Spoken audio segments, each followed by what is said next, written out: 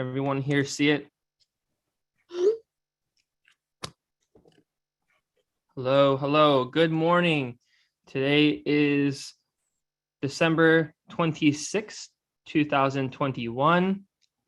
And it is a beautiful day today, at least in Florida. It's here, it's sunny, it's shining, very little clouds, a lot of bright sunlight. We are right now admitting people into the meeting. As we admit people, we thank you all for joining and being patient temporarily before we introduce our speakers. So Payam, if you don't mind, could you actually show your video? I'm going to be introducing you in a moment. All right.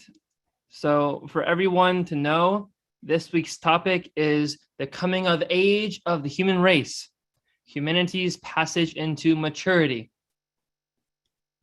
Every follower of Bahá'u'lláh knows well that the purpose of his revelation is to bring into being a new creation. No sooner had the first call gone forth from his lips than the whole creation was revolutionized. And all that are in the heavens and all that are on earth were stirred to the depths. The individual, the institutions, and the community, the three protagonists in the divine plan, are being shaped under the direct influence of his revelation, and a new conception of each, appropriate for humanity has come of age, is emerging. The relationships that bind them two are undergoing a profound transformation, bringing into the realm of existence. Sorry about that, I had a phone call here. Bringing into the realm of existence civilization building powers, which can only be released through conformity with his decree. At a fundamental level, these relationships are characterized by cooperation and reciprocity, manifestations of the interconnectedness that governs the universe. So it is that the individual, with regard for personal benefits and selfish advantages, comes to see him or herself as one of the servants of God, the all-possessing, whose only desire is to carry out his laws. So it is that the friends come to recognize that wealth of sentiment, abundance of goodwill and effort are of little avail when their flow is not directed along proper channels, that the unfettered freedom of the individual should be tempered with mutual consultation and sacrifice, and that the spirit of initiative and enterprise should be reinforced by a deeper realization of the supreme necessity for concerted action and a fuller devotion to the common weal. And so it is that all come to discern with ease those areas of activity in which the individual can best exercise initiative and those which fall to the institutions alone. With heart and soul, the friends follow the directives of their institutions so that, as Abdu'l-Baha explains, things may be properly ordered and well arranged. This, of course, is not a blind obedience. It is an obedience that marks the emergence of a mature human race, which grasps the implications of a system as far-reaching as Baha'u'llah's New World Order. Now, this quote I used for this topic's description comes from a letter dated December 28th, 2010, to the Conference of the Continental Boards of Counselors.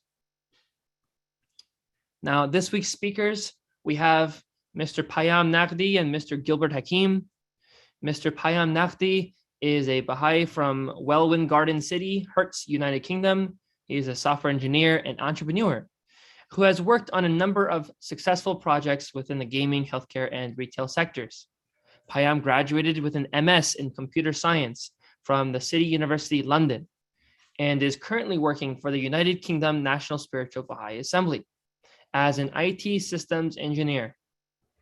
Payam is also a dedicated Baha'i who enjoys giving interviews, talks, and presentations on a variety of Baha'i topics and their implications within today's society. This includes deepening on Islamic topics, core principles in action, presentations to schools, and many different civic groups. And Mr. Gilbert Hakim is a philanthropist who is dedicated to the promotion of an ever-advancing civilization. From his work with educational institutions and health clinics to date, Mr. Hakim has shown his commitment to service to the entire human race.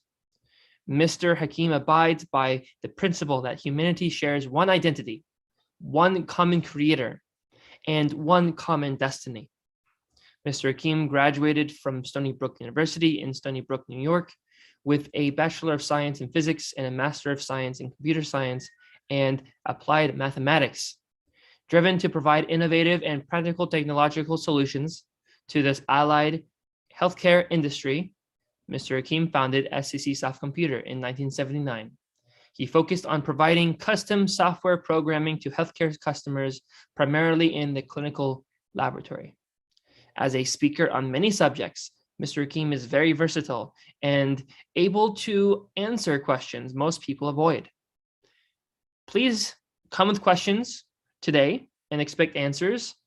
And you can find more of the talks from Mr. Hakim and Payam, both of them online here with Clearwater Baha'is. Just go to the YouTube channel for Clearwater Baha'is or the Facebook page for the Baha'i Center of Clearwater. And of course, clearwaterbaha'is.org. Without much further ado, I want to welcome Payam. If you'd like to, Jeremiah, start up this presentation, we can get Payam online here.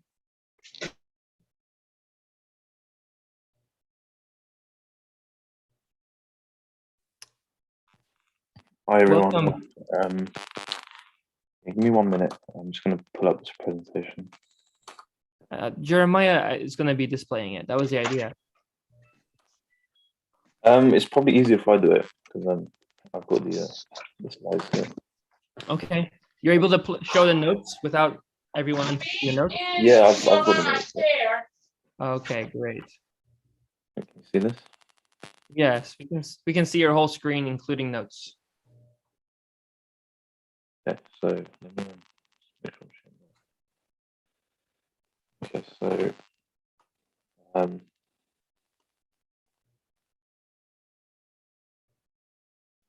So there's a view option that allows you to display without notes. I personally don't remember because I don't give presentations. But I do know that Jeremiah is probably trying to take care of a technical difficulty behind the scenes. So with that being said, there we go. It's on display. We all see it now. that's fine. Now I've just set something up, but okay.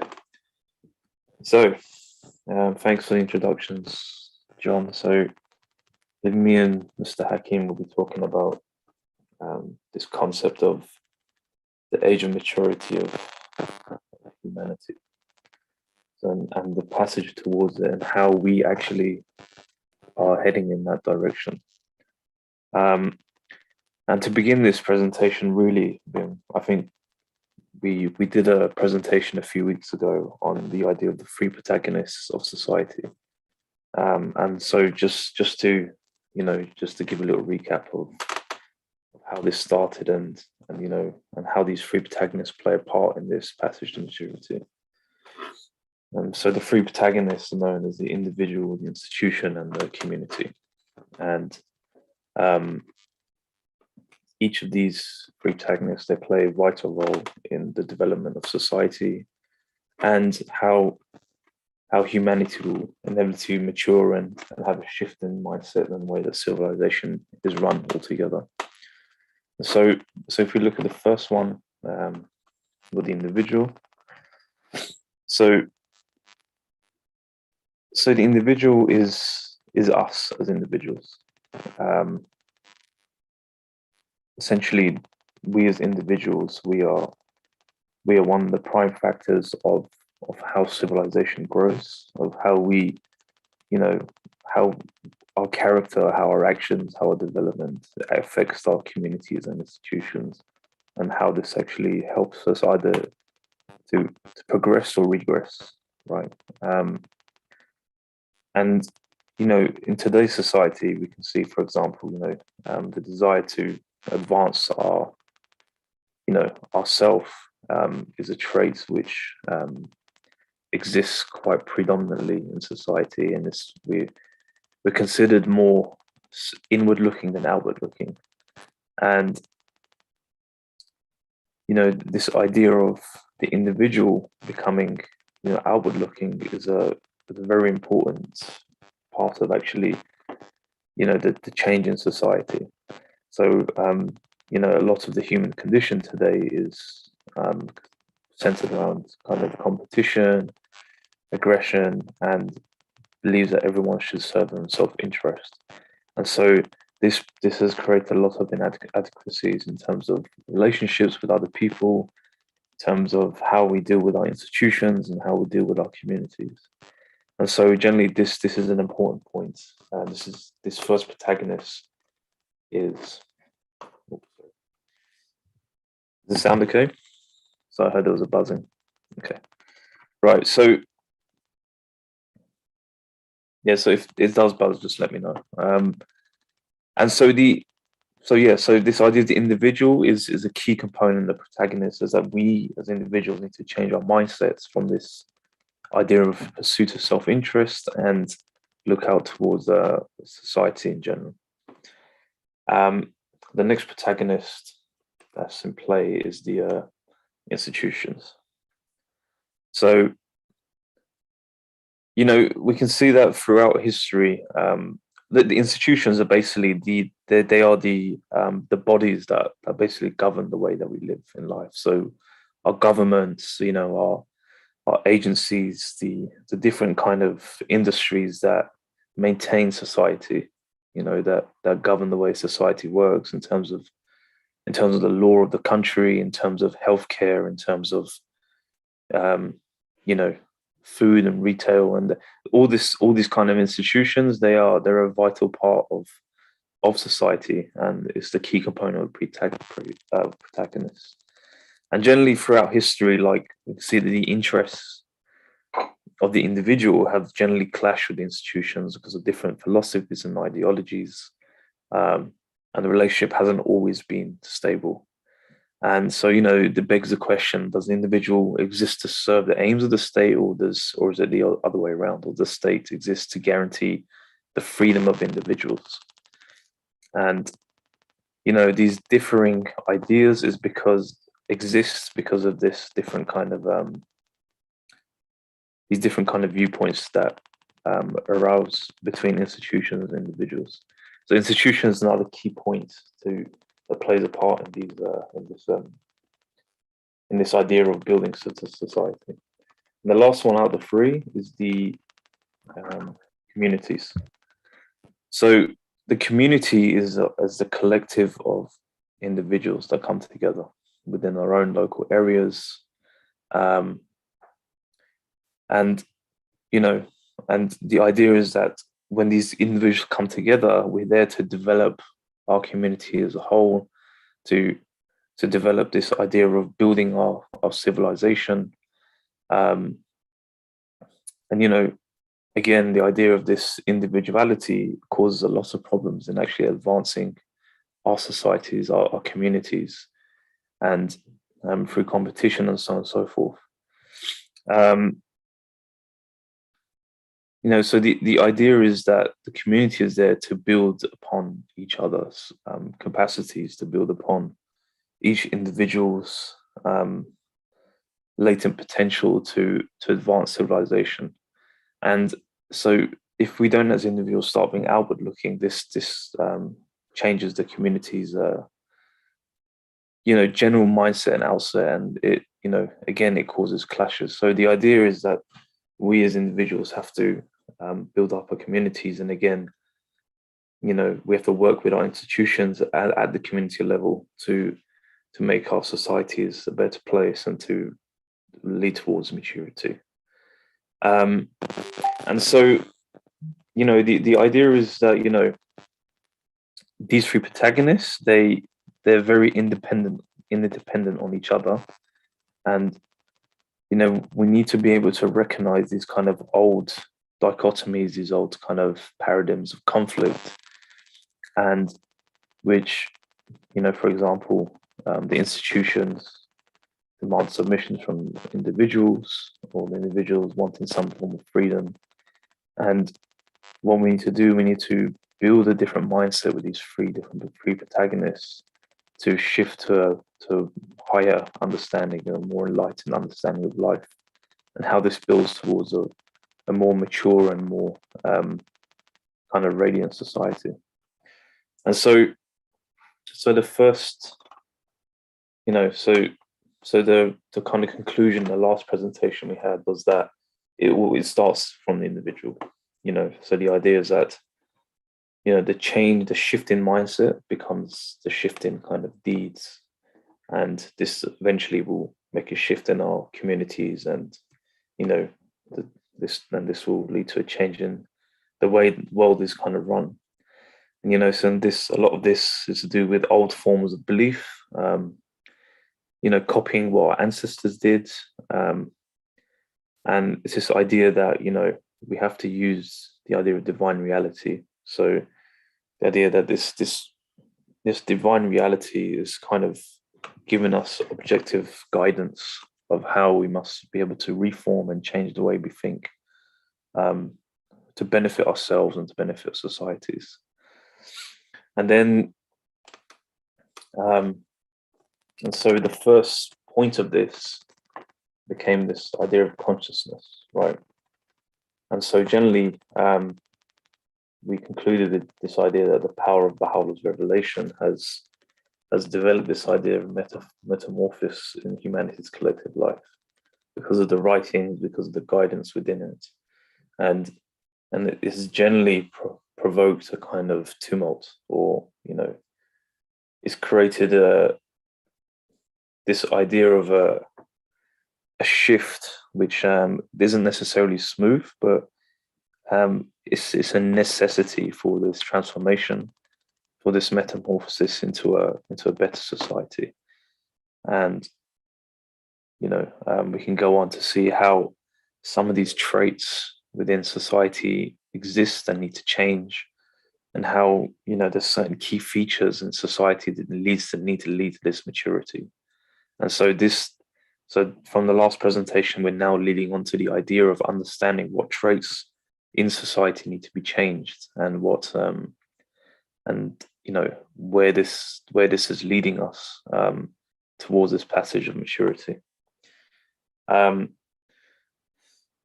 So Mr. Gilbert, I don't know if you had any thoughts. So I'll just recap the presentation we did last time about the three protagonists. Is there any thoughts that you had about this idea of the three protagonists working together that you wanted to share before we go on to the passage of maturity? Sure.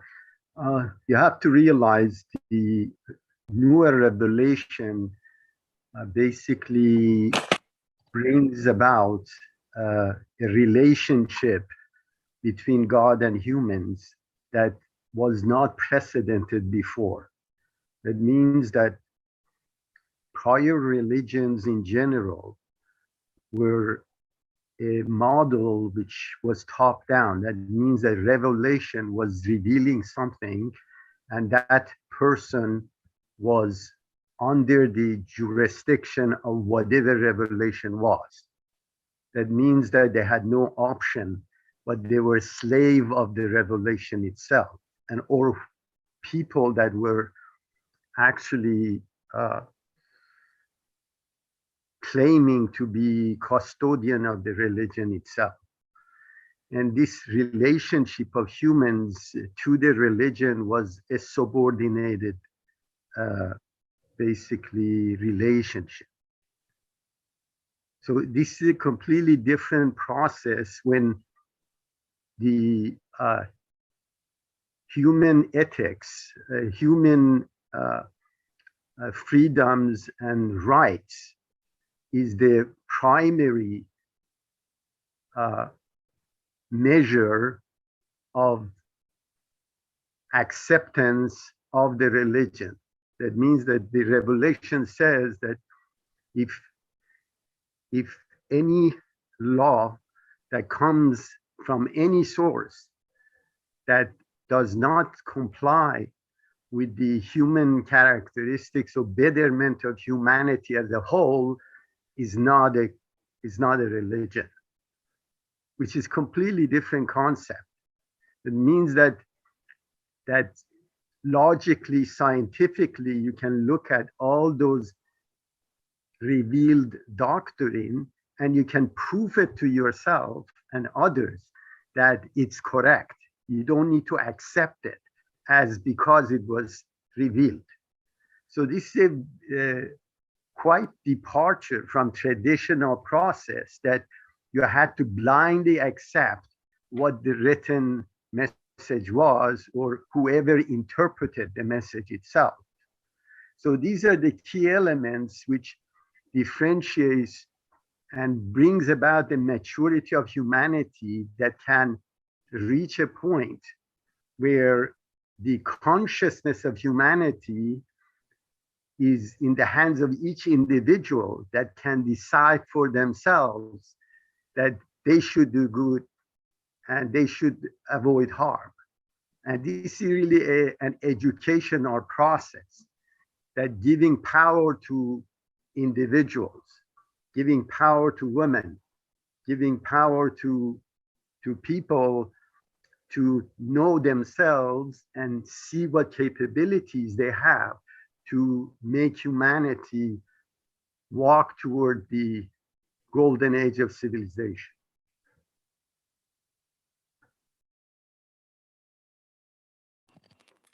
Thank you, Mr. Hakim. Yeah, some very important point is that, throughout history, the way that revelation was presented was for that time of people and then their understanding. And this actually leads on to the development of maturity of humanity. And so just alongside this, the revelation of Baha'u'lláh, Abdul Baha is the son of Baha'u'lláh, the Prophet found the faith. He expounded on this special nature of the revelation of Baha'u'lláh and the significance of humanity at this time. And he says that he talks about this idea that everything has a stage of maturity. So everything is, develops throughout time. And it's this idea that, all created things have the stage of maturity. And, for example, a tree, it grows from the roots and it grows the stems and it grows into its leaves and then eventually it bears the fruit, right? The same way with animals, the full growth of an animal is when it reaches its fullest physical being, and it doesn't expand beyond that. And Abdu'l-Baha says in the human kingdom, in our mind, when humanity reaches a stage of maturity, it's to do with the light of our intelligence and our development and our evolution. And and in the stages of humanity, like Gilbert explaining, that every time revelation came, it was relevant to our particular development at that time. So at one time, humanity was in the stage of childhood. Another time, it was in this period of youth. And now, what Abdu'l-Baha is saying, what the Baha'i writing said, is that humanity is at a significant stage where it's reached this phase of maturity. And the phase of maturity means that our intellect, our spiritual understanding has grown to a point where we can now mature as a society, we can now mature as a nation. And we have to develop those habits to lead into this maturity. And this is why the revelation of Baha'u'lláh contains all these kind of points about how, it guides us of how, society should be run, the way we need to establish spiritual principles in the way it's run, and just really move towards this understanding that the traits that exist within us as humans has always to live a fully spiritual life has always been there, but it's been in the stages of development. And actually, just expounded on this, Shorby Fendi talks about this idea that we're in this stage of adolescence now. So he says that the long ages of infancy and childhood through which the human race had to pass have receded into the background. humanity is now experiencing the commotions invariably associated with the most turbulent stage of its evolution, the stage of adolescence, when the impulsivity of youth and its vehemence reach the climax and must gradually be superseded by the calmness, the wisdom, and the maturity that characterize the stage of manhood. So very interestingly, Shirley Fenian says that even though we've reached this stage of maturity, actually there's implications to this, is that, you know, if we think of when we become adolescents or teenagers, this is generally considered the time where we're the most disruptive, you know, we're building up our own sense of justice. There's a lot of chaos around the way we think and the decisions we make. And so Shirley Fenian has actually related this to how society is today. And we can see that in society today, there is massive chaos. There's many unstable institutions, the way things are run. We have the pandemic, which is causing us a lot of problems. You know, so basically Shirley Fenian says that we need to go through this stage of chaos. And then once we come out of that and start developing, you know, we reach this level of maturity, which is, by Shirley Fenian's word, which is superseded by calmness, wisdom, you know, and maturity.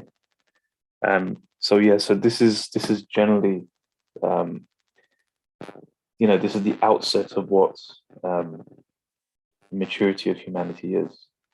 And then just one more slide, and then Mr. Hakim can give his input as well. And so again, Shirley Fenian goes on, says that, you know, this idea that this age is the age of ages. So this is a significant point in humanity's time, is that we're out of infancy and childhood, and now we're in a stage where the realization of everything that was revealed previously must come to fruit. So we have to bear the fruit of this, in this idea that, you know, from the beginning of time, you know, the strifes and troubles that humanity has gone through to develop and needs to now disappear, and we need to reach this idea of complete understanding, maturity, and tranquility. You know, and have an age of undisturbed and universal understanding and peace. And in a place where, you know, instead of discord and separation and war, you know, we will actually have a way to reconcile our differences and develop unity and understanding and have complete unification of society. And so this is what the significance of this particular age is that this is the culmination of everything that was revealed previously, which makes it very important. So this is the significance of this age. And Mr. Hakim, you probably have a few things to say about this as well. Sure. First, we need to remember that prior dispensation, the revelations had ecclesiastical structure, although it wasn't sanctioned by the revealer, but that ecclesiastical structure was needed for people to be able to understand the word of God. So this station of priesthood that existed for millennials was the methodology of people relying on other people for decision making as far as the religious and ethics of religion is. Obviously, this process of the student and a teacher, or in Farsi they call it murid and murshed, it means that you're always relieving your responsibility because you're following your teacher. And this process has been broken by Bahá'u'lláh in New Revelation. That means that there is no distinction in this world anymore. There is no one person is closer to God than you are.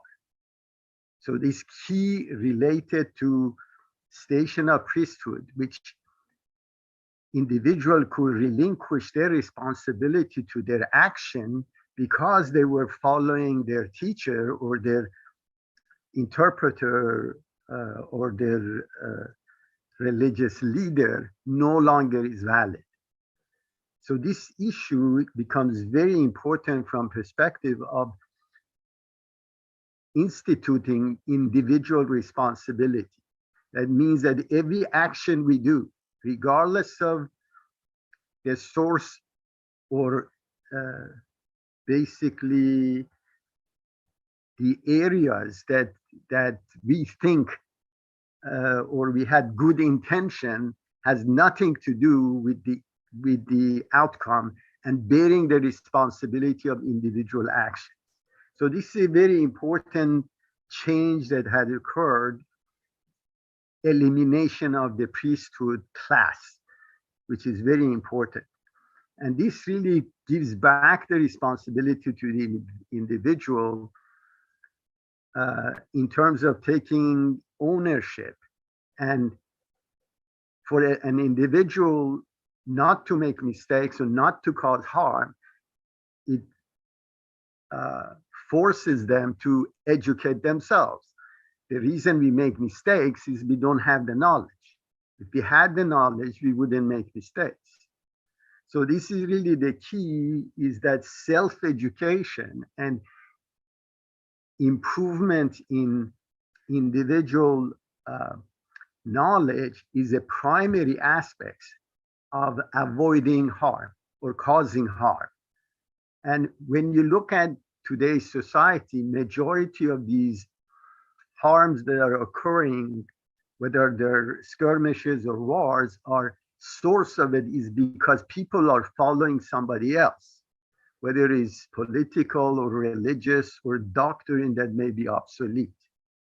So this, the minute you give back the responsibility to the individual, they would think twice before they make an action. And this is really critical aspects from perspective of the religion itself, and diversion from that process of the past, that if you follow your religious leader, you have paved the highway to heaven. That no longer is valid. And these are critical aspects of changing the society and making humans not their color distinction or religious distinctions or language or natural origin or any of those idiosyncrasies identify as a particular person. And this is another thing. In the biggest movements of the new Baha'i doctrine relates to elimination of infidel. There is no such a thing as infidel in Baha'i religion. So the key, these are the tools that were used for prior religions to actually differentiate between people and try to keep them in their own flock. And by creating distinction between class of people, obviously you're going to generate discrimination against them. And you can never unite the world if you discriminate against any portion of the humanity in general. So these are key elements. Another is basically, they call it halal or haram. This is whether it's basically clean or unclean. So these are, and Baha'u'lláh mentions that God will never create anything that is unclean. So this issue or past superstition or culture that has seeped to this society today, that is creating environment that very nice religious people are still ingrained into their brain that a particular person, because they don't have the same religion that they they have, they're unclean. So these are the key elements that has to be erased for that integration of humanity to occur, for the basically peace on earth hold. So these are criteria that were relieved, which is brand new. And even Western culture, with all their supposedly advanced ethics, they still cannot exercise this properly. And only through religion and education, religious education, you can instill in people and eliminate that distinction that causes disunity in the world. So these are key elements that structurally the Baha'i religion is different. Another major aspects of the religion relates to, it's not a legalistic religion. That means that it's controlling every component of every action that a person does. When you're looking at the Old Testament or Islamic doctrine, they're a legalistic religion. What is the problem with the legalistic religion is it's not self-correcting. That means that if it passes the stage that law was applied to, applying the law out of its context or period of application would cause harm.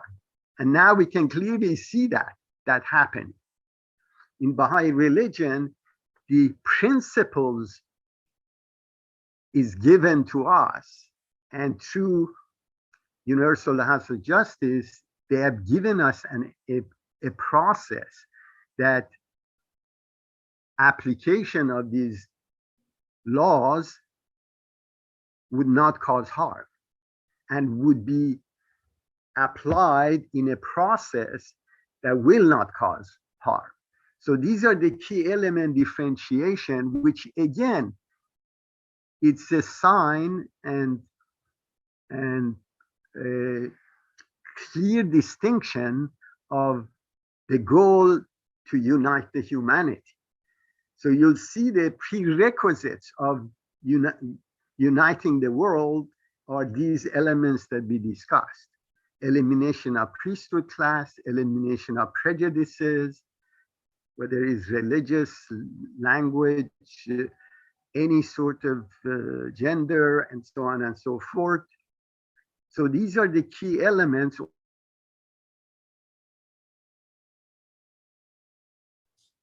You said these are the key elements, and then it cut. We can't hear you. Oh, sorry. Can you hear me now? Yeah, you said, and these are the key elements, and then it cut. Oh, sorry. 1 second. Okay. Okay, Is it beautiful. better? Yes, it's better. Thank you. Oh, I can't hear you. I can hear you fine. You can continue. Sorry. We can hear you fine. 1 second.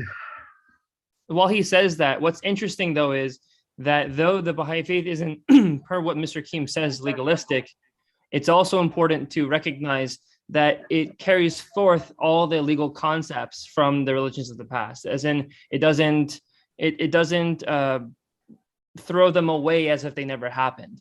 It actually continues them. It causes the fulfillment of a lot of open-ended concepts, and it also interprets them such that they can conform not just for the age today, but if it had been properly applied then, it would have resulted in a better state of humanity back then.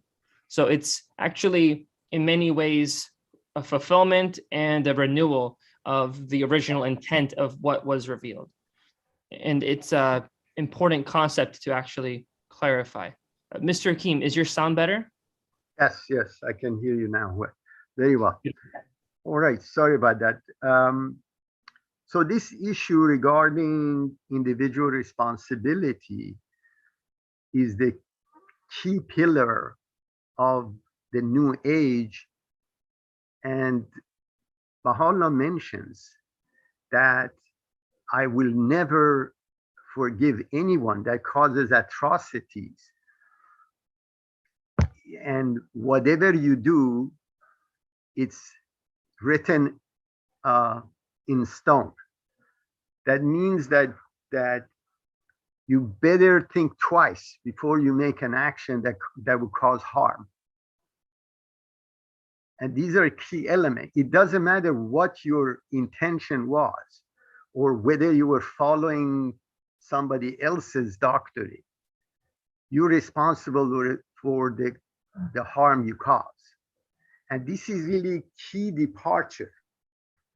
One moment, let me quote the quote that you just provided. So Mr. King was referring to this quote from the Hidden Words of Bahá'u'lláh, the Persian number 64. O oppressors on earth, withdraw your hands from tyranny, for I have pledged myself not to forgive any man's injustice. This is my covenant, which I have irrevocably decreed in the preserved tablet and sealed with my seal. This is from the Hidden Words of Bahá'u'lláh, Yes. what he referred to. Yeah, that's great. Yeah, so that particular hidden word is actually it's a good example of how institutions need to develop this idea of maturity, because as institutions, collectively they can oppress humanity. So, but as Mr. Hakim was saying, the individual is the key component to this. As we where is it buzzing again? Better? It's still buzzing.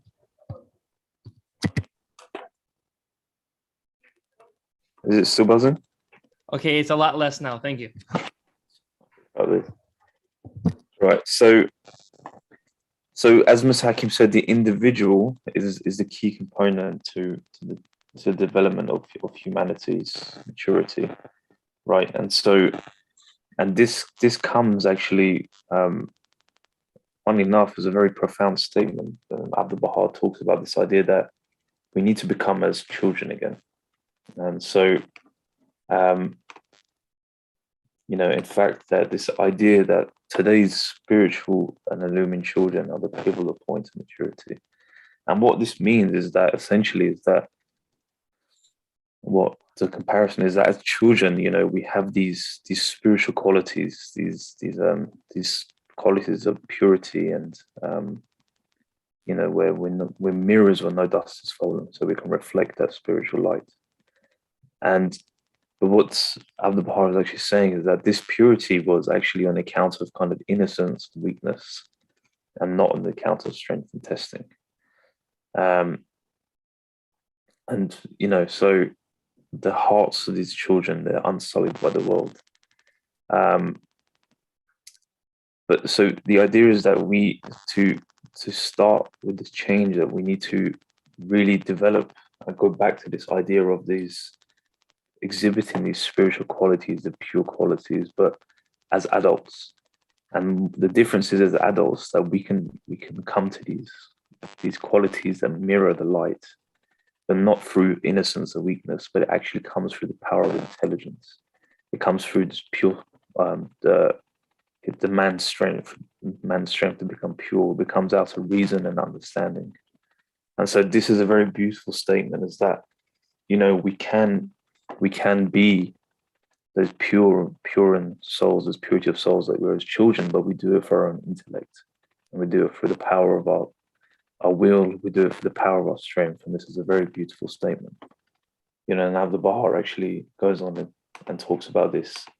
He stresses this idea that these same traits that are associated with childhood, can be associated with adulthood. And again, through actual unconscious understanding and conscious knowledge, such as purity of heart, honesty, sincerity. This all must distinguish the adult, the individual. And it must be done through deliberate effort and exercise of one's powers, and not through innocence that we were as a child, which is a very profound and beautiful statement that exists in faith. And so this is actually the foundation of where this whole stage of maturity begins. And so the House of Justice actually expands on this, and it says that So it is that the individual, with no regard for personal benefits and selfish advantages, comes to see he or himself or herself as one of the servants of God, the all-possessing, whose only desire is to carry out his laws. So it is that the friends come to recognize that wealth of sentiment, abundance of goodwill and effort are of little avail when their flow is not directed along proper channels. That the unfettered freedom of the individual should be tempered with mutual consultation and sacrifice, and that the spirit of initiative and enterprise should be reinforced by a deeper realization of the supreme necessity for concerted action and a fuller devotion to the common will. And so it is that all come to discern with ease those areas of activity in which the individual can best exercise initiative, and those which fall into the institutions alone with heart and soul. The friends follow the directives on the institutions, so as Abdul-Baha explains, things may be properly ordered and well arranged. This, of course, is not blind obedience. It is an obedience that marks the emergence of a mature human race, which grasps the implications of a system as far-reaching as Bahá'u'lláh's New World Order. A very beautiful statement. It's just giving us this idea of what the individual should be striving for. So we understand the spiritual message, we understand the laws that are given to us, and we understand, the effort we have to make to provide any fruit. And the beautiful thing is, this isn't through blind obedience; it's through your own intellect, it's through your own understanding and reasoning, which comes out of our maturity. It comes out of this mature understanding, our spiritual development that has developed throughout human history, and is now a stage of evolution where we have this understanding of why we need to unite as one human race, and achieve this idea of Baha'u'llah's New World Order. And so this goes on, so when we think about this idea of maturation of humanity's collective existence, we need to think about and explore, some of the tendencies that currently exist in today's society, and Mr. Hakim actually touched on a few of those already. But if we look at more individual traits of these kind of habits and a need to change, so we can move towards more mature behaviors, then we can see that, already, like, there's work that needs to be done in today's society. So first of all, this was mentioned in the last presentation, it's this is the key foundation of it all, is this idea of pursuit of self-interest. So the peoples of the world in today's society are generally more interested in their own selves, and they want to promote the material interests, and they're worshipping themselves and not anything divine, nor of their societies of mankind. And everything they do is so it can be for their own benefits. So it can be for the idea that whatever they gain is for their own happiness, and it's not for the common good. And this makes people blind. It makes people blind to the idea of spiritual and divine teachings.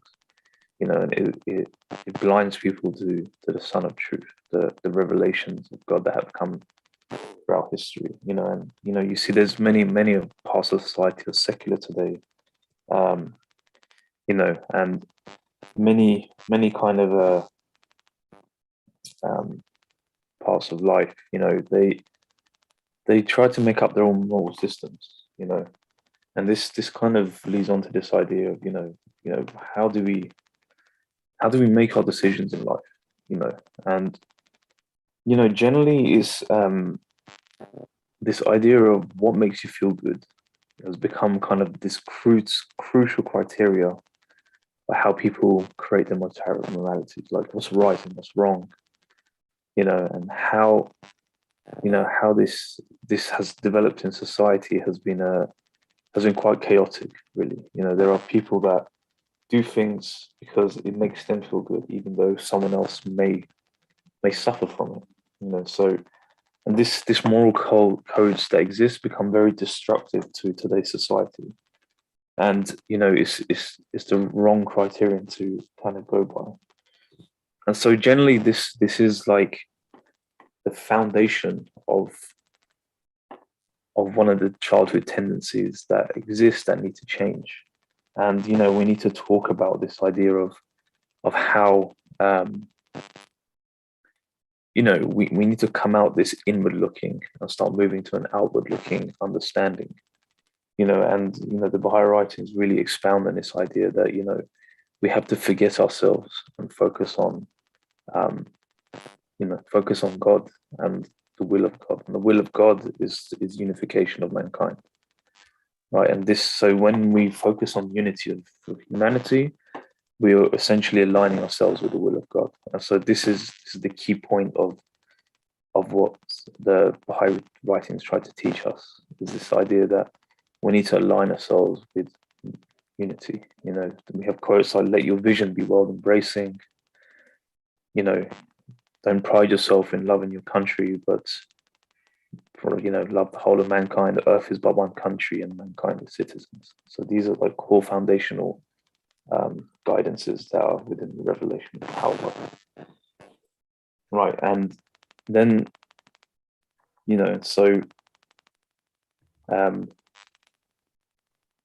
before we go on to the next bit, so there's a few habits that we're going to go through.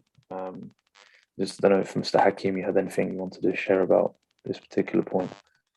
Sure. I just wanted to mention, related to institution, because most of us come from different religious backgrounds, and we're used to those ecclesiastical structure one way or another. And we rely actually on the institution to tell us what to do. In Baha'i religion, that is not the case. The institution's role are actually a supporting role to make individual initiative to materialize. That means that the responsibility is on each individual. And if we do not take the responsibility that is assigned to us in this revelation, we're going to stay stagnant, and we're waiting for the institution to tell us what to do. And this is really a recipe for basically stagnation.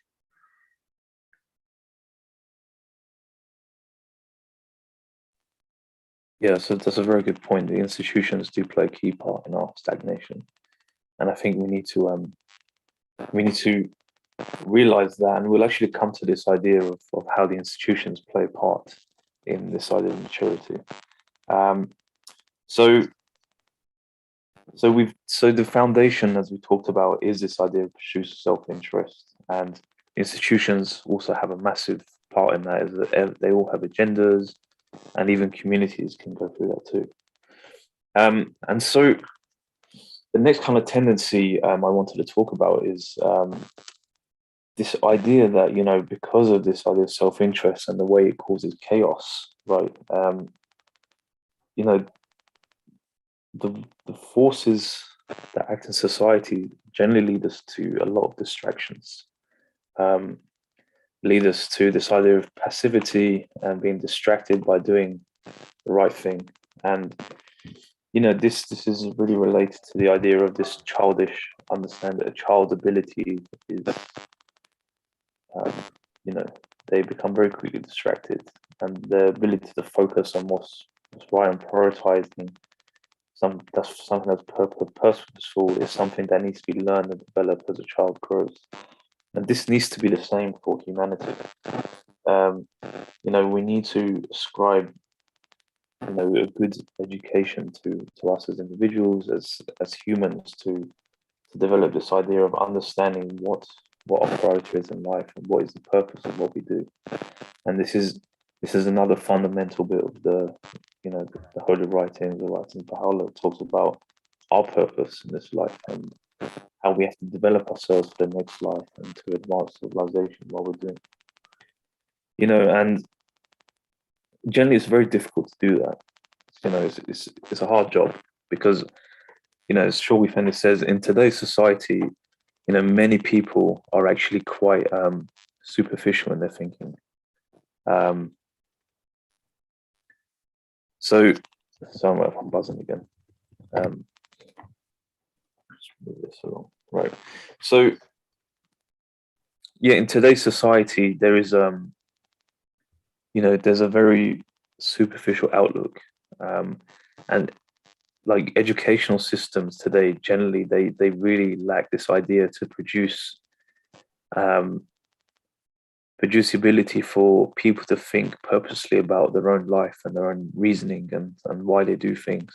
And it's really, it becomes very distracting for people, because on a superficial level, when you're distracted and you can't think of, priorities, the purpose of life, you become passive, and then this idea is that, people don't learn to kind of meditate or pray on what their life, where their life is leading them, and they struggle, and with this struggle they become passive, they become distracted with what's important and focus on other things. And so this leads to this idea that people are just constantly looking for pleasure and diversion. They're looking for this idea to get distracted, distracted from what society's real purpose is. And it's actually a sign of a decadent society that we have this thirst for amusement, to be fanatical towards watching TV all day, or being reduced to playing games or sports,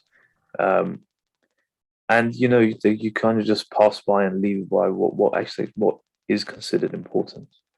And so this is a very strong force in today's society. We can see it around us. We have things like Netflix now. We have things that all these online different kind of streaming shows that generally keep us all quite distracted. Or there's other things in society which you might have a passion for and you get too involved in. And so we need to. So Shorby Fendi says that the passivity is actually bred by the forces of society. This idea that society itself is appealing to the superficial emotions of humanity. So everything all the institutions and communities are doing are trying to please people, like, let's get the best technology out so people can get more distracted. Let's create, places for fun. We have these like different kind of tourist resorts that people go to. So, the world is led by these type of people. This world is led by marketeering, by profiting from people's pleasure and people's entertainment. And so this is a huge sign that this just develops huge passivity in what's important in life, because people are more worried about where the next holiday is going to be, how can they get the latest telephone or get the latest, technology, whatever, and the latest car. These are all the kind of forces that play at society that really just keep things at a superficial level. And we need to start thinking about really what are the forces that could neutralize them, really. How can we neutralize this idea that we kind of inclined to be distracted, and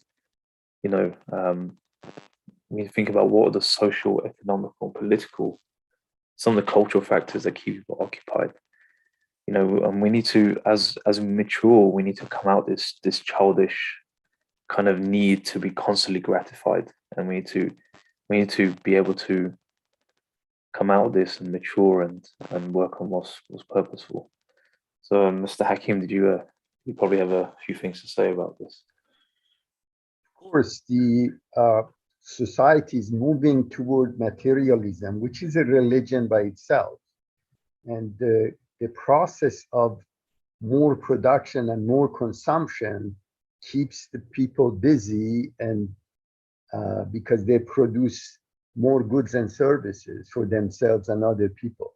The problem is whether that correlates into happiness or wellness of society or not.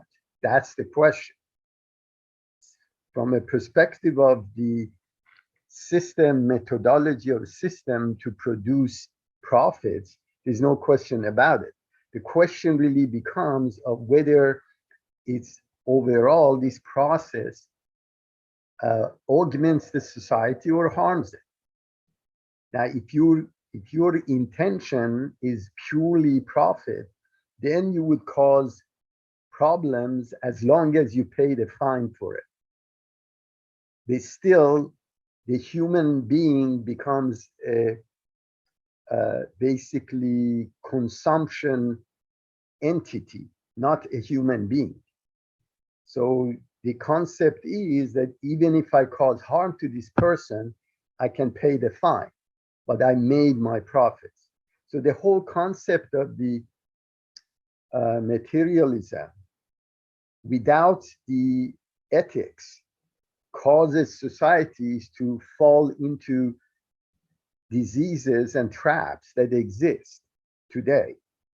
We know, for example, one of the major sources of diabetes are corn sugar, let's say. We put it into our sodas, we put it everywhere, and it causes damage to liver and so on and so forth. But no one can pull it off the market, although they know it's causing problems. So these are the key elements that society has to develop a consciousness that short-term profits will not be basically superseding the long-term damage that an action can cause. And this is the problem when you move toward materialism without any consciousness. And this is really the key, the trap that we're in right now. That our political system, our educational system, basically even medical systems are not based on prevention or curing. It's based on suppressing the symptoms of the problem. And as long as it's hidden, it's okay to have it. And these are the key elements when you say that, for example, the consumption of alcohol is free, but anyone who drinks and sits behind a car, we're going to put him in jail. So the reality is that you end up with 19 million alcoholics in the United States. So the question is the benefit of the buzz that somebody gets of sipping a glass of wine worth all the damage that it causes? And this is the consciousness of the humanity. As Shoghi Effendi mentioned, individual has to give their little bit of their individual rights so society can be protected. And this is really the balance that doesn't exist today. And you cannot, again, with the economic and political system we have, we cannot move toward that process where the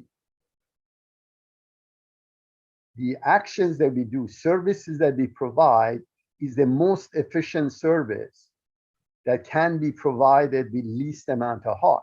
And that's really the goal. Not just to maximize your profit.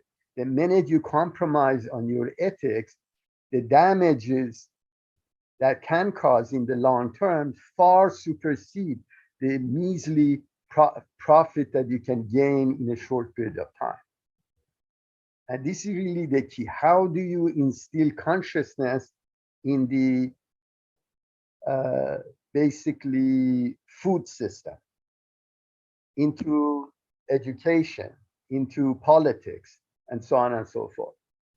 So these are the key criteria which it's the individual role to emphasize. One of the major aspects of how can we teach all these things to everybody, because nobody's listening to us anyways. The reality is that the best way to do this is practice it yourself and defend it when you get to that position, to that area. And then you would be distinct. You may attract a lot of harm to yourself because you would be talking about subjects that may not be popular or may offend people. But reality doesn't change. Now, once the people identify their positions and defend them with, of course, logic and ethics, that's how you can propagate the message. Nobody cares whether Newton was basically British or what religion he had. But everybody's using his science on a daily basis. So this is really the key, is propagation. That's why Shoghi Effendi was sending pioneers all over the world. He said the biggest atrocity today is for this message not to be heard. That's the biggest atrocity that can happen. So the message has to go across. Whether people are willing to exercise it or not is not relevant. It's the issue of propagating those messages and making sure as many as people are touched and hear about the message. And that's really the key. Thank you, Sakim. Some very important points. And yeah, so you touch on this idea of, materialism, and then, how can we educate ourselves to actually come away from this type of thinking that is corroding society. And this is one way, just awareness, and this is what the pioneers did, is to raise awareness in how society is actually working. And as you pointed out, materialism is a key factor in this idea of the last two tendencies I talked about. So it's this pursuit of self-interest and this idea of searching for entertainment. And this comes out of this idea of excessive materialism. It's a huge cancer in the world, and the House of Justice actually says that consumerism, materialism is the opium of the human soul, which means it's become like a drug which has significantly stagnated the maturity of humanity. And people are stuck in this idea of going for the best. I think in the chat it talked about how money has become more important than humans. That's a very good example. That everyone is searching for that, what they call to be materially rich, to have excessive money, to have the best cars, the best houses, and so on and so forth. And so this has completely eroded what society should be, and it's the underlying factor of how these tendencies of childhood behavior comes about. I mean, we saw during the pandemic, and we see in like these Black Friday market sales. We've probably seen some of the videos of how people have been fighting over things in the store because it's the last item, or toilet roll goes missing because people become irrational. The idea of having a shortage of toilet roll, and so all this stuff actually is very childish in nature, the way people think. And we have to be able to come out of these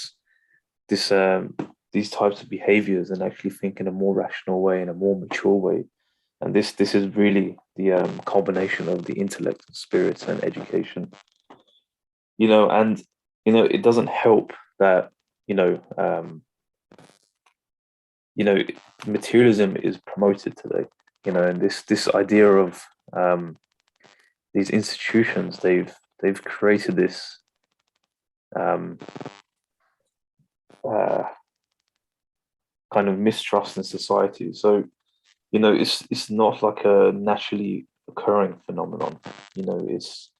It's constantly invested in. It's a propaganda to keep humanity on the grip of numbing its senses. And it's a way that these modern democracies have been established and developed. to keep people kind of glued and have their own agendas. And because of these agendas, it's created this huge mistrust in institutions and the communities, and how individuals actually, have a relationship with these kind of foundations of society. So things like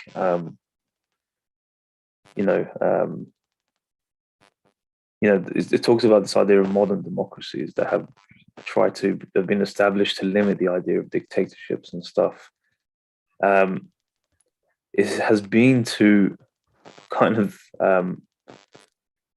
was initially there to try and create more trust, but it's done the opposite. It's created this idea of kind of secrecy and mistrust, and people thinking that they have agendas of their own self-interests, and they don't necessarily have the interests of the individuals at heart. And so this is another big force that has really put society on this idea of having a passive outlook on things, and focusing on the unimportant, and just want to be entertained.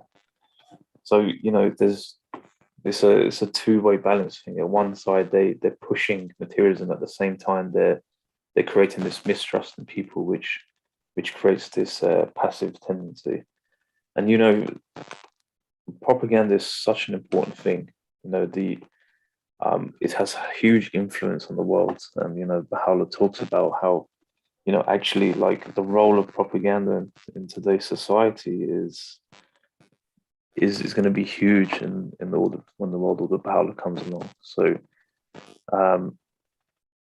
Bahá'u'lláh has actually described newspapers as the mirror of the world, and it's an amazing and potent phenomenon. This prescribes to all who are responsible for their production the duty to be sanctified from malice, passion, and prejudice, to be just and fair-minded, to be painstaking in inquiries, and ascertain all the facts in every situation. And so this idea of propaganda has a huge influence in society, and we can see how today, like, news has been used to spread agendas.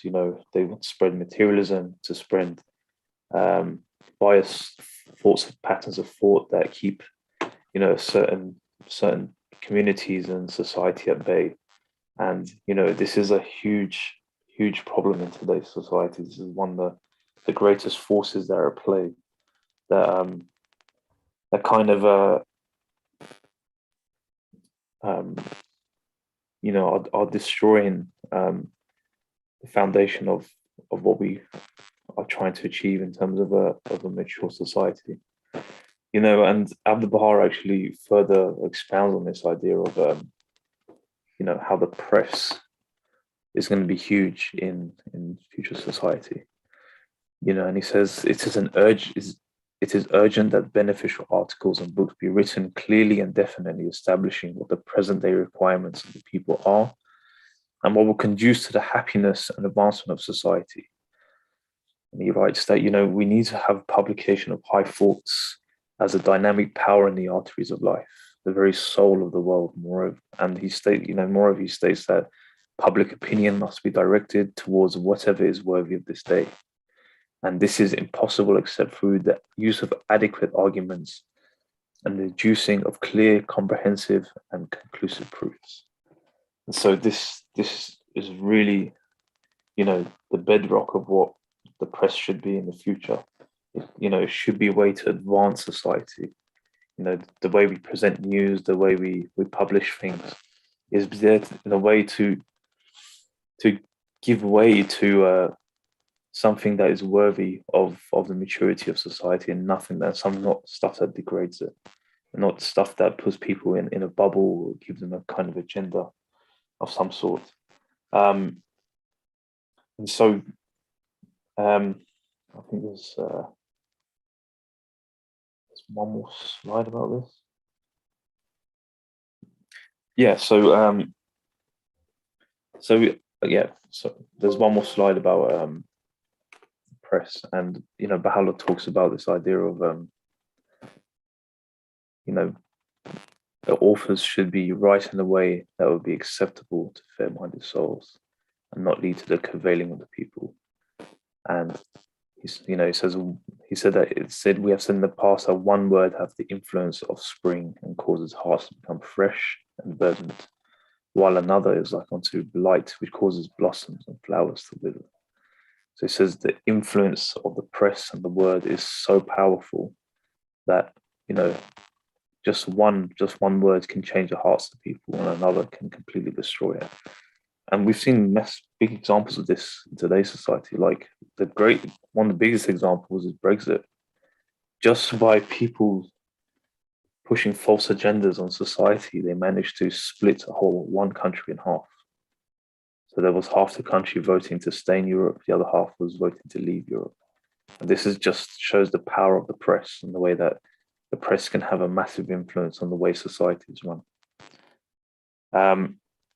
So we are actually running out of time.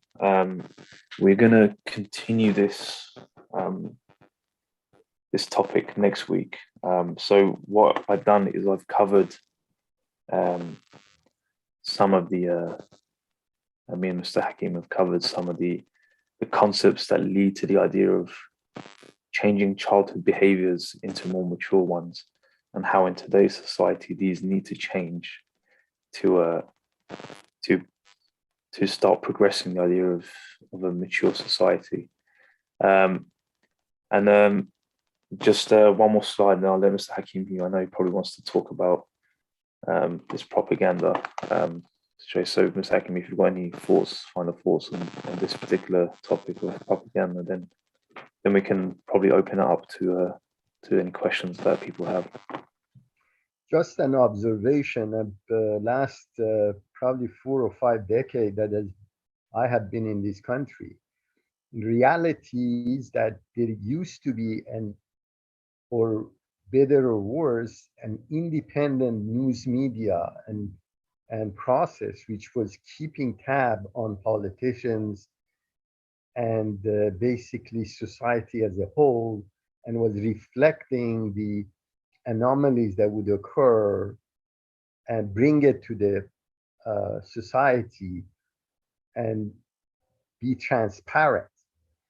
Decade after decade, this process has been basically deteriorated to a point where the news media actually identify themselves as one doctrine or one narrative or the other, and they're proud of being that way.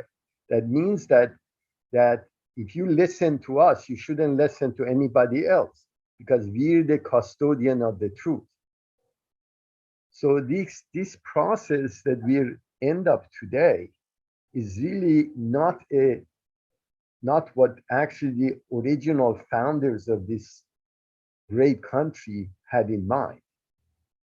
So this separation of different powers and the watchdog of these basically institutions that's supposed to be the news media has been broken down to collusion, whether it's to the left or to the right. It really doesn't matter. So it's very difficult for people to really learn the truth, because the truth no longer exists or no longer matter anymore. It's a question of who has the loudest bullhorn that can push their agenda. And this is really sad to see that in investigative reporting that used to occur 40, 50 years ago no longer is in place. And most of it is because somebody's paid for it, or there is a political or economic agenda behind this kind of reporting. And it's really sad to see we've been taken to this point.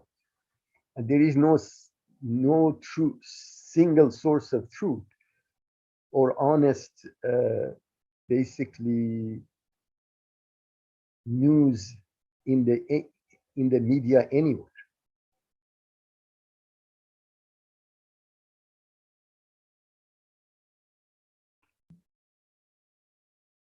Mr. Hakim, if you're talking, I can't hear you. Yes. Can you hear me now? Yes. Okay. So how much of it didn't you hear? You ended on the word media. Was that the last word? Okay. Well, I was just discussing the last 40, 50 years, the entire media has switched in terms of being unbiased to basically paid for advertisers. So that's really what we have become. So there is no way you can tell even what you're hearing is an advertising or is news. So that's really where we are today, which is really sad to see. And people have to find bites of information here and there because there is no real source that would divulge reality of what is going on in the society. And that was the major, basically, watchdog of the political and society or economics watchdog was these newspaper and news media. Unfortunately, again, that's gone out the door. And we're going to suffer from it as well. Oh, I can't hear you. There, I did it myself. So I have a few questions here. I have a few questions here, and one of them I would like to start with. I think that you'd be very happy to answer. This question comes from Connie Davis, and this comes from about 40 minutes ago. But the subject is about causing harm, as you were talking about, Mr. Hakim. Sure. She says, and this is her question, I believe that part of what many don't define as causing harm is emotional and mental. Shouldn't causing harm be redefined as physical, emotional, or mental? Of course, any kind of harm is a harm. And reality doesn't change, that a manufacturer that produces a particular device or a particular product, whether it's consumable or food type of, they really do not think whether these products that they're producing can cause side effects or can harm individuals. The way their mentality works is that if that condition occurs, what would be my liability and how can I mitigate the cost of that litigation? That's the way the system works today. Now, if you switch this process to that thou shalt not cause harm in any situation, ultimately the benefits, long-term benefit, far exceed the short-term gain that you get.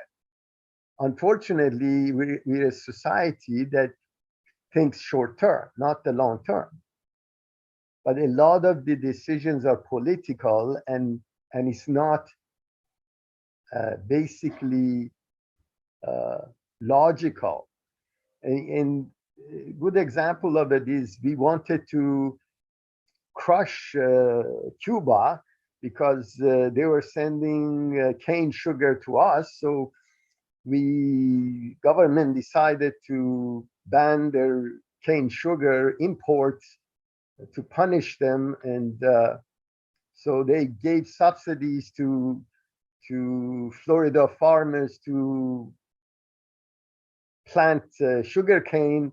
And guess what happened after a few decades? We're destroying the entire Everglades because of the seepage of all these basically chemicals that are going. The runoff, the fertilizer runoff. Right. So the question really is that, or to lower the cost of the cane sugar, we invented the corn syrup that we know it's damaging to everybody. So the question is that, is there a mechanism today? Is there a mechanism today that we could sit down as a society and say, look, although it may be a little bit cheaper to use corn syrup, but long-term health damage is substantially more than the few pennies that we get by using a cheaper product. So question really goes back, is there a mechanism in society today that can reverse this? There is none, because it works based on profits. And obviously, their argument is that if you consume it in the right amount, it will not cause damage. Yeah, if you consume opium in the right amount, it's actually beneficial. But who can do that? So these are the key elements that the consciousness, society has to develop a consciousness that under no circumstances would shift the liability that each individual company or producer of goods and services for short-term profit create liability for a society down the road. And this is really the key. Under no circumstances we should be able to cause harm. And this is based off of your understanding of the Baha'i writings and the idea of an administration that's spiritually based, correct? That's correct. This relates to what's called, as we discussed before, efficient cost. What is sustained profit in a long term always supersede short-term gain and destruction down the road, or transferring liability to another, to the society. So if or to the environment itself, such as the sugarcane example. The whole industry, the fishing industry, collapsed because they didn't have fish, because they all died off because of the fertilizer. They call it hypoxia, the cause of death, where they don't have oxygen to breathe because of all the algae sucking it out of the water. That's correct. So these are key elements. Again, is we need to be able to develop some process within the society that can address this.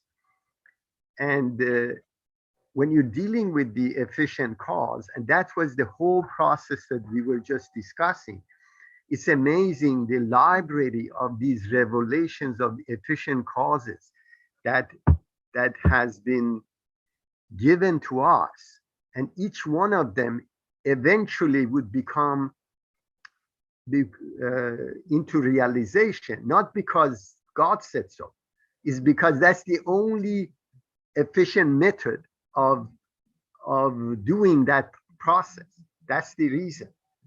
And these are critical, real critical aspects. Now, I'll give you an example that we're producing methanol, again, by taking corn, so ethanol, not methanol, ethanol. Yeah, ethanol, I'm sorry.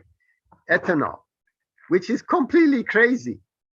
You're spending more energy producing basically ethanol that you added as an additive to gasoline, where because of subsidies that the government provides, is make it cheaper to produce. But the environmental damage that causes, the erosion of the land because of producing food instead of for consumption of humans, you're doing it just to satisfy a political basically goal of satisfying and creating a market which is completely artificial. Mr. Hakim, if I may, as a matter of time being pressing, I do want to get this question out, and I think that it adds to your subject that you're already talking about. So this question from Eric Michaud says, what about the harmony between science and religion, as you're discussing now already? Through science, we explore the social and physical aspects of reality. Through religion, we learn about spiritual principles that are expressions of the laws of material and spiritual existence and are built into the very structure of the universe. Religion reveals to us principles that are neither invention of the human mind nor social conventions, but insights into reality. Science helps us apply these principles to the social reality in which we are immersed. And then he says, according to this view, religion and economics have complementary aims and objectives, and together accelerate economic well-being of the whole society. Isn't it? Yeah, that's correct. But every element that you can think of, whether it's equality of men and women, it has a scientific background, and you can see it today. Societies that discriminate against women, they basically are the most backward countries. So it's not only scientifically can be proven, it already exists. We can see this. People that violate that Holy Spirit or efficient cause, suffering from it, or consumption of alcohol, same way, or carrying gun. All of these things, although it may sound that it came from above, reality is it has a practical application of it that can be proven to be efficient. And that's the reason it's going to eventually become a law of the land. So the science and religion is used, you can take with logic, you can, through scientific method, you can prove every edict or axiom within the Baha'i religion is correct. So the application of those laws are the important precept. When you don't have the individual benefits in mind and you're looking at the society as a whole, when you apply these laws, you see that society would flourish. And you'll see it. It doesn't matter whether they're claimed to be Baha'i inspired or Baha'i invention. It really doesn't matter. Because it's efficient cause, people learn about it and use it because it works. So this science and religion, you can use actually to the science to prove the religion's doctrine is correct.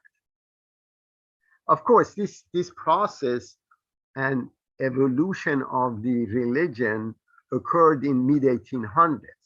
Prior to that, you couldn't apply these things because the society and sciences weren't advanced enough to be able to prove those doctrines. Now you can. And to build on that, we have this final slide, which will be used for us to also, as we prepare for next week, understand a few things as we close out. And Payam, he's come and presented this. So there's one question I saw in the chat before my laptop crashed. Was someone asked us how, as we as Baha'is can have some answers to this developing, to make changes within society. And we'll go on to these two key features next week. But so this is actually an answer to this. These 2 points are very important for the maturity of society. So the first point is this proclivity for thinking and acting extremes. And basically what this means is moderation. So the principle of moderation is to actually have moderation in everything. This is a very important point for maturity of society, and it applies to every single part of society, every protagonist, the individual, the community, the societies. And the second one is this practice of reducing ideas to simple, inflexible statements and then pitting them against one another. And in other words, we call these false dichotomies. So false dichotomies are very, very, at the moment, predominant in today's society, where you have two statements and you think these two contradict each other, but in actuality, they don't. For example, one of them could be, right, I need to work on myself before I help others. This is a false dichotomy. So the idea that, these two contradict each other is actually wrong, because the reality of it is that as you help others, you're helping yourself. So they actually work together, and there's many of these examples in society. And these are two mindsets that need to actually be fundamentally changed in every individual for any of the other kind of tendencies that exist to kind of start taking shape and coming out of this idea of what we call childish understanding. And I can see from the chat there's some very incredible things, even what Gilbert Hakim says, that these two patterns of thought will actually make huge impacts on the way we work with science, the way we work with our healthcare industries, the way we work in political means. And this is what we're going to go into next week, is these two key features. And so, I hope you can all join in next week. With that being said, I want to thank you both, Payam and Mr. Hakim, for joining us today. We really appreciate it here in Clearwater for having this collaboration, which collaborations like this, as all of you watching can see, it produces the best of both points put together rather than one singular idea, and quite honestly, incomplete ideas. So as we practice this concept of unity in diversity, where the individuals collaborate with one another, you can see just by this one presentation that there is a benefit that is produced through this unity. And as we as a collective have also contributed with our questions to this, we've also as a community come together and learned from one another. And of course, as we develop as a human race, there are better ways that we'll come about to have group consultation, really, to be able to display subjects and without much, let's just say, without much interference from our egos, really learn from one another and try to build and build and build on a subject that in of itself lends to needing more than one person to discuss. We hope that you all have a beautiful Sunday. More importantly, we look forward to seeing you all next week for a continuation of this topic. And for any doubts as to how to join the Zoom meeting, please go to www.clearwaterbaha'is.org, and you can scroll down. You'll see a Zoom icon. When you click, you'll be able to join this meeting for the Sunday 11 a.m. session. Thank you, everyone, for joining us.